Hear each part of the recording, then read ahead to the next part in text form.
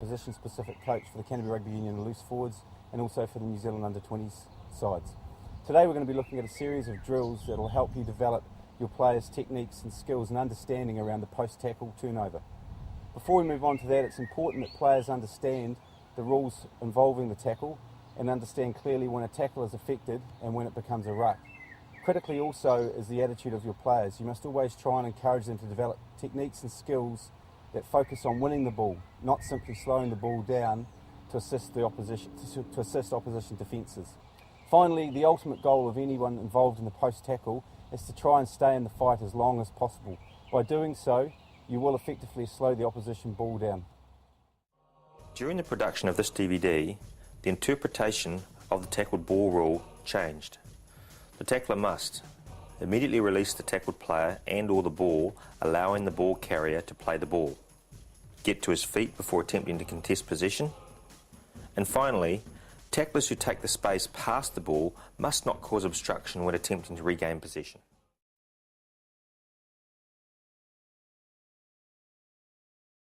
Okay, so the first activity we've got today is a couple of warm-up drills. These are trying to encourage players to fight for possession, but also some techniques in and around making sure that when you do fight for possession, you bring the tackle or the ball as close to you as possible. First one's a one-arm mauling activity, so if you can put one hand behind your back, okay, and the other, and then on my whistle, you're going to have to try and win the ball. So you ready? Okay, one more time. Okay. When you have your players start in this position, talk to them about strength of technique. What we want to do is make sure that when we're contesting for possession on the ground, we need to get as close to the ball as possible. So this time, fellas, when I blow the whistle, I want you to step and bring your shoulders together. Yep, like that. Okay, you ready? Okay, come back one more time. Okay, you ready? Okay, good. This time, what I want you to do is both step nice and close and get really strong over the ball. Okay, in this drill here, you want to make sure you encourage or talk about getting shoulders under shoulders. So the person that can get his shoulders down lowest is more likely to win the contest. Okay, you ready, guys? Take the strain. Okay, this time I want to make a real good battle. So get yourself nice and tight. You ready?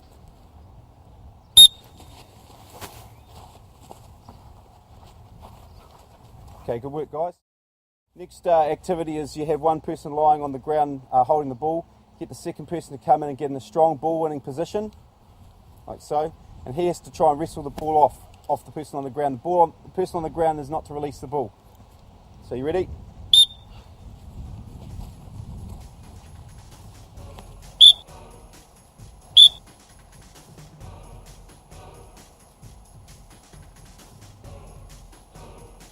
Go.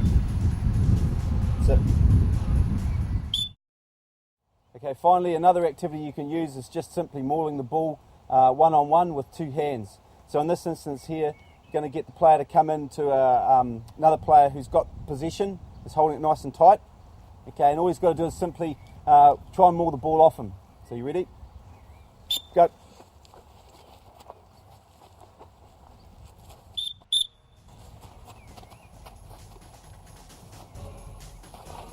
Good.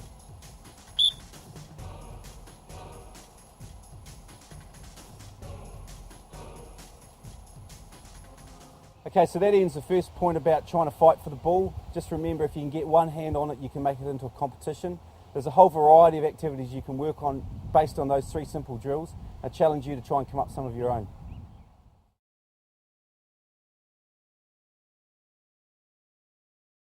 Second point we're going to look at today is the concept of keeping alive or keeping in the game. Obviously, if you've been involved in the tackle, it's really important that you get to your feet. If you're out off your feet, you're out of the game. So we've got an activity here that I'm going to show you and some derivatives of it that'll hopefully encourage the players to develop good technique but also get to their feet quickly. Okay, so what I've got here is a hit shield.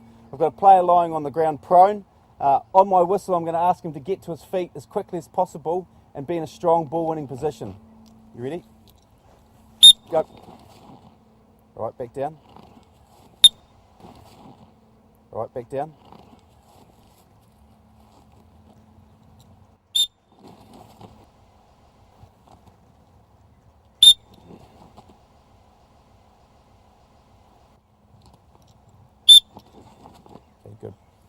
other side. Go.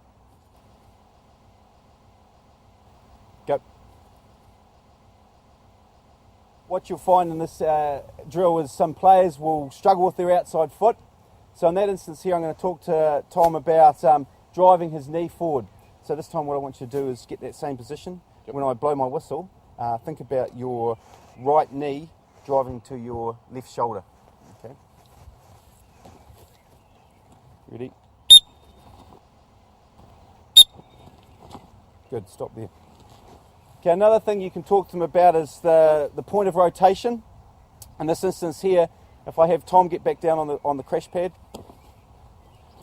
obviously he wants to get to his feet as quickly as possible, so he needs to stay as low as possible, but also he needs to make sure that he's rotating around the point of the tackle as quickly as possible. So this time what you want to do is make sure your feet are really, really quick. Okay, so it's fast feet and drive that right knee to the outside, to the inside shoulder. Good. Okay, one more time. Go. Good. Also, by the virtue of the fact that the tackler is the closest person to the ball and essentially winning the contest in the post tackle is a race to the ball, you want to encourage or talk to your players about the height of their ass when they get up off the ground. So in this instance here, I'm going to put my hand nice and low and make sure the player doesn't touch my hand with his bum as he goes through. So you ready? Yeah. Good. Okay, one more time. Try and keep nice and low. Good.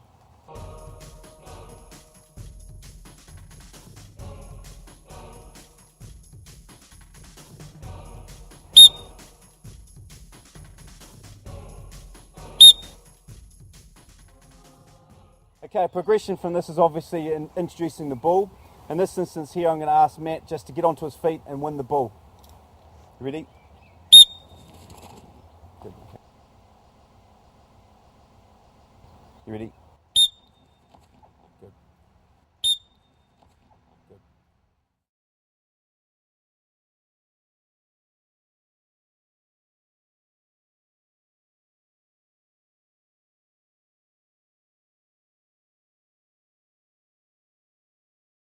The next thing that you want to try and encourage or talk about with your players in this instance here is just fighting for the space past the ball.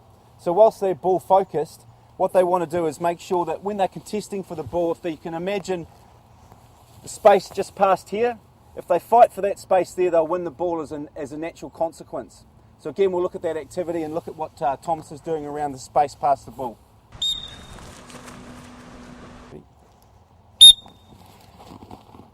Good.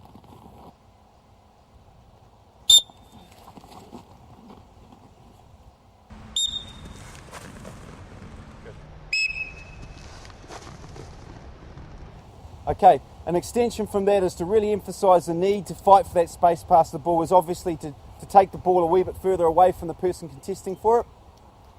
You ready, Matt?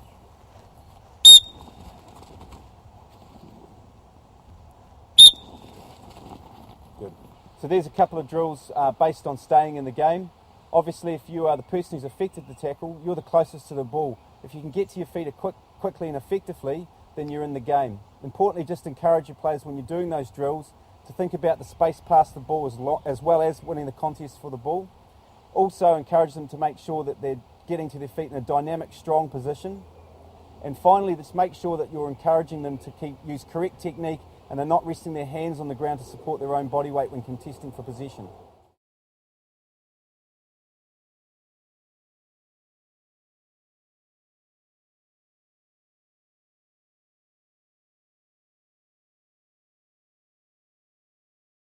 Following on from that last drill, we're going to now look at a couple of activities based around, again, getting to your feet quickly, but more specifically around the technique of getting and shrinking over the ball so you become a really difficult target to move for the oppositions who are trying to clean you out. Go. Good. Okay, that's good. Sometimes what you'll do in this instance here is you'll get players that might flop in the tackle. I'll give you an example of this. By flopping, it means that their legs aren't continuing through the tackle. So it's really important that you encourage the players to keep their legs alive. So if we have a look at one now, this time chase your legs through. So use that momentum. You ready? Go. So it's really important that they are almost starting to get to their feet once that tackle's been effected, as opposed to we saw in the previous example where the player flopped and then lay still. What we want to do now is look more closely at the skill or the techniques around once the player's made that tackle and getting into that strong ball winning position. So I'm going to ask Poffy just to make that tackle on the tackle bag again and then just remain stationary so we can talk a little bit around the techniques.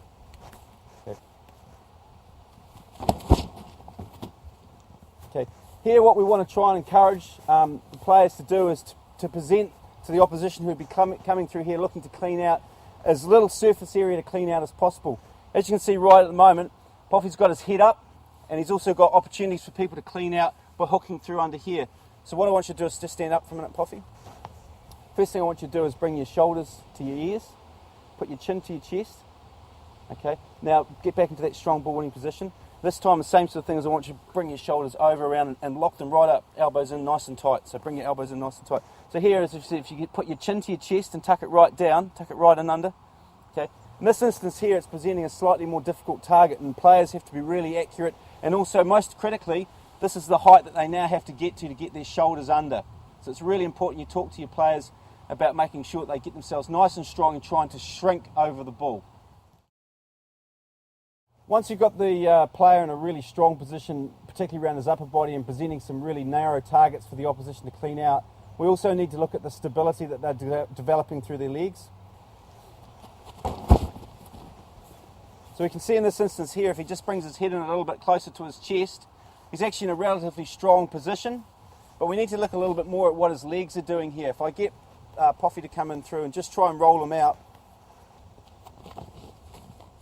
we can see he's a lot stronger there and able to live a lot longer in that contest. So it's really important when you're talking to your players. It's a subtle technique. It's about tensing your lower body, but the cue you can use is just locking your anchors in. It doesn't mean resting your knees onto the tackle bag. It just simply means tensing them up and digging them in as if you were riding a horse.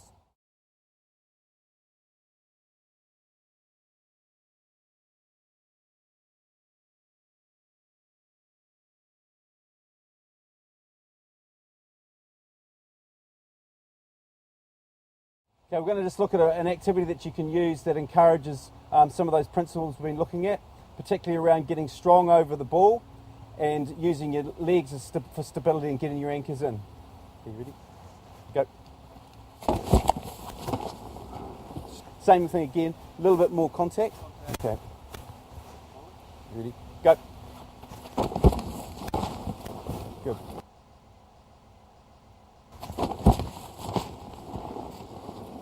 Good. What you want to make sure you see in this activity is the player implementing all those things we've just talked about. Legs are locked in here, anchors are in, he's in that strong position, little target for the opposition to clean out, and it's difficult for them to get shoulders under shoulders. Importantly, a key indicator of that is when the contact comes, the bag will actually get moved back with him.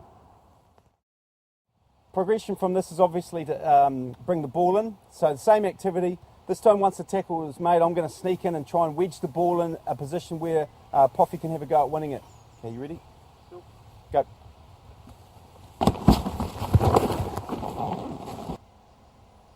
That's good.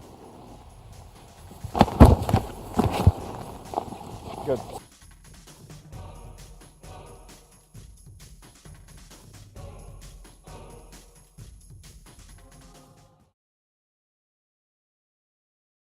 Unfortunately, you can't win every situation and turn over the ball cleanly by yourself. Sometimes when the opposition contacts you, it becomes a ruck. And those instances there, the important thing is to remember that you've got to try and win the space or win the meter. Going to do the same activity, but in this drill, once the player's been contacted by the person on the hit shield, he's going to give up the fight for possession and try and win the meter. Ruck, hands away. Good, good. Yeah, go. Ruck, hands away.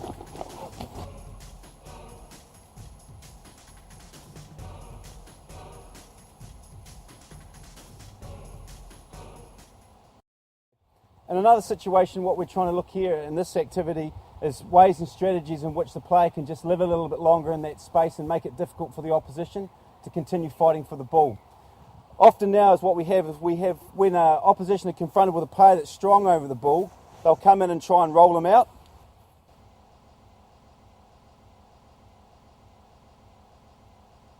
What a player can do to negate that is, as he's being twisted, is actually to step around into that instance there.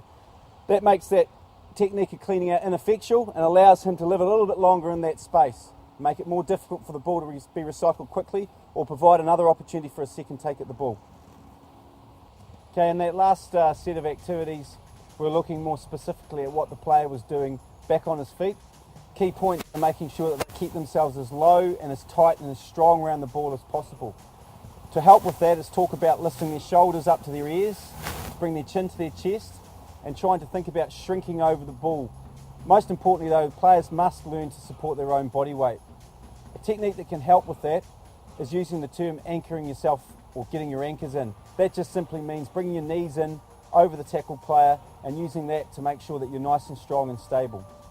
On top of that, we looked at a couple of activities or a couple of techniques to try and live a little bit longer in the fight when you're being cleaned out by the opposition.